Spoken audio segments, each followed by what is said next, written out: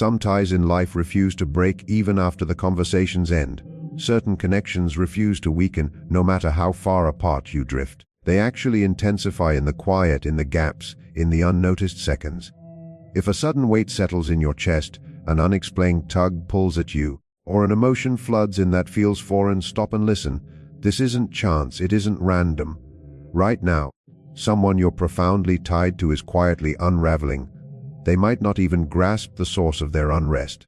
They open their eyes and whisper, "I'm okay." They fill every hour to drown the thoughts. They rehearse the lie that they've healed. They say the words, but the heart ignores them. Then a tiny crack appears. A still second, a fleeting image, a brief hush amid the daily rush. And suddenly you surge forward, not as memory, not as concept, but as raw sensation crashing against the barriers they erected. You aren't tormenting them. You're forcing them to confront a reality they fought to suppress. Their pain isn't proof of fragility. It's proof that what existed between you was authentic.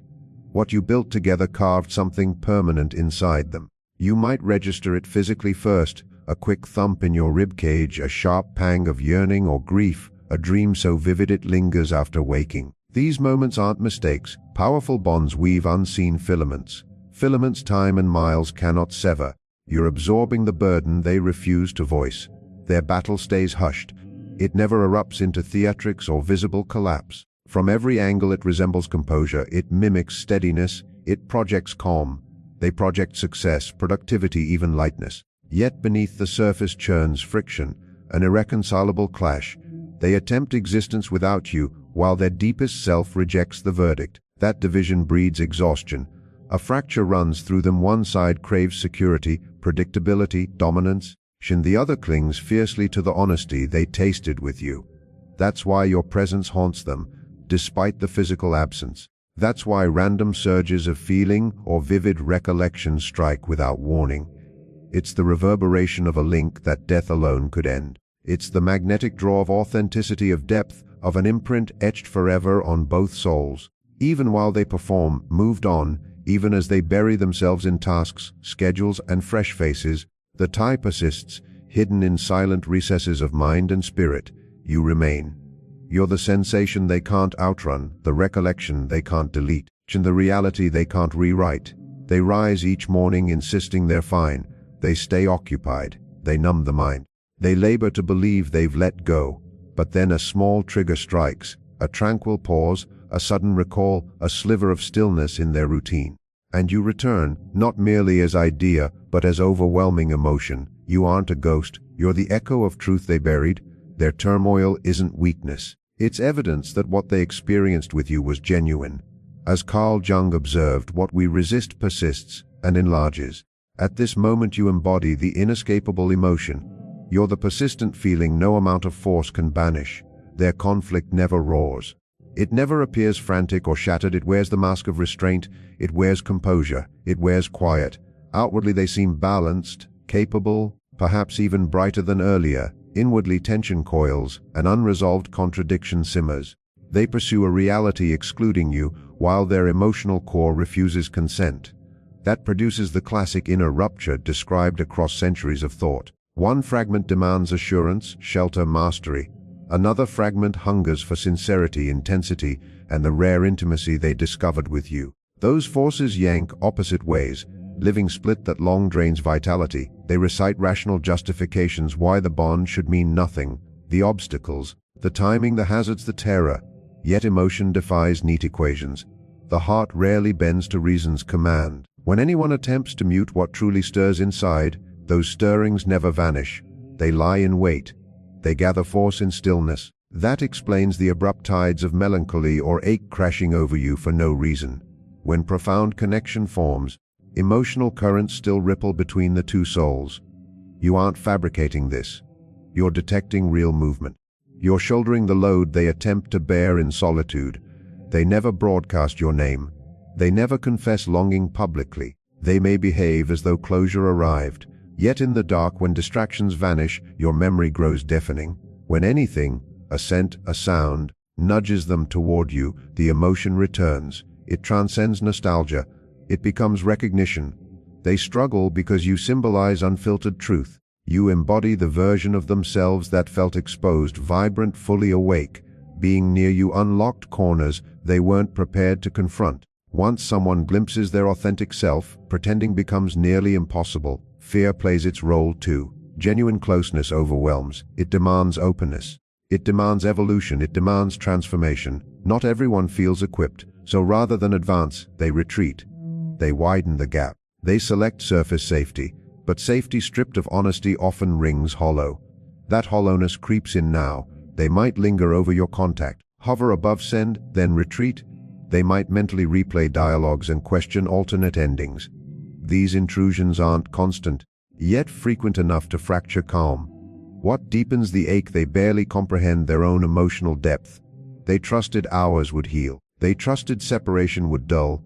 They trusted intensity would fade. Instead, silence sharpened everything. Silence strips away noise. Without noise, truth stands unavoidable. You might sense clues in your own frame, tightness across the sternum, an unprompted image during peace, a dream too lifelike. True, these emotional links leave scars. They forge invisible cords resistant to breakage. They strive for strength. They cling to their verdict, yet strength differs from serenity. Dominance differs from recovery. Performance differs from progress. Deep within, a gentle question rises: did I abandon something authentic? Did fear steer my choice? Did I trade depth for ease? Those inquiries sting. So they suppress rather than answer.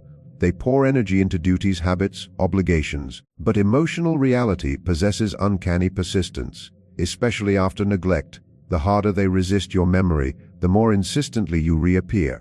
The more they feign indifference, the heavier internal strain grows. It stays understated. It remains persistent. You weren't merely someone passing through. You reached something profound. You witnessed layers others missed.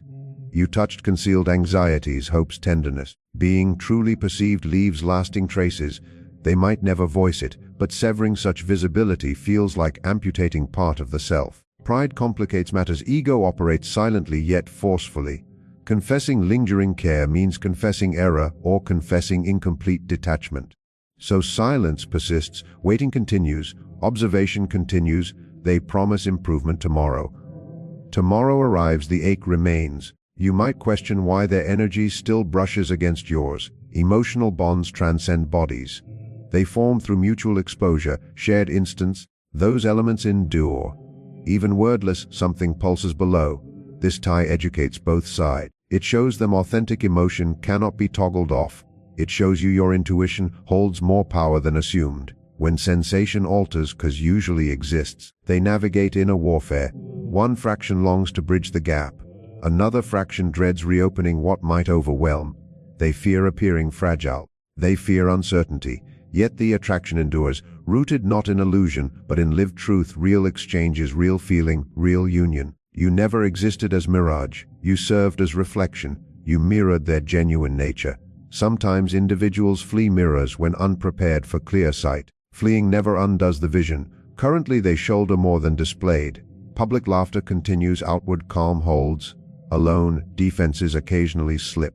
In those cracks absence screams. No pursuit required, no demonstration needed. Your influence landed genuinely. Genuine influence survives separation. Whatever unfolds, grasp this: their turmoil centers not on erasing you but on confronting self. It centers on whether they can embrace the magnitude of what stirred. While they wrestle that question, the link breathes quietly, beyond language, beyond ego.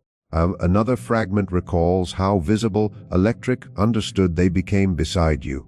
Those opposing pieces remain at odds. Friedrich Nietzsche wrote, "He who has a why to live can bear almost any how." You supplied that why, admitted or unadmitted. Now, absent full presence, their mind orbits identical riddles. Why did this strike so uniquely? Why does their trace linger despite absence? Why has time failed to dissolve it? Resistance only intensifies the imprint. Silence never dismantles attachment. It merely eliminates diversion. You aren't the problem. You're the mirror. When readiness to face truth lacks, not every tie reshapes someone.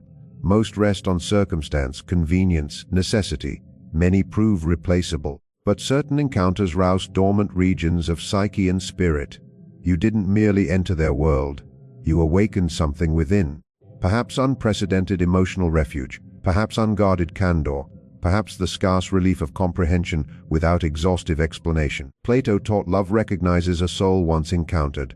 Spiritual or psychological, the sensation aligns familiar beyond reason. That familiarity fuels present struggle. They anticipated brief absence pain. They anticipated distractions cure. They anticipated reason's victory over sentiment. Emotional imprint defies reason.